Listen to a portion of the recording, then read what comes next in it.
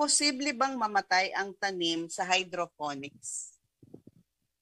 Oo, kasi may ano po talaga na mamamatay po talaga ang tanim ninyo sa hydroponics. Lalo na po siyempre kung hindi tama yung solution na ginawa nyo. Lalo na po yung yung mapagsabay mo lang yung solution, yung mapagsama mo sila bago mo Nang ilagay walang sa interval. big. Oo. Oo. Maaari pong ikamatay ng halaman niyo yun. Kumbaga, hindi niyo makikita mamamatay ka agad, pero dahan-dahan po yan. Oo. Maliit po Okay, yan. oo. Tsaka yung sinasabi natin last time, 'di ba, yung pH level, Hmm. 'di ba? Kung hindi siya akma, posibleng ah, payat, ganyan, or hindi Uh, healthy yung tanim mo hanggang sa mamatay na.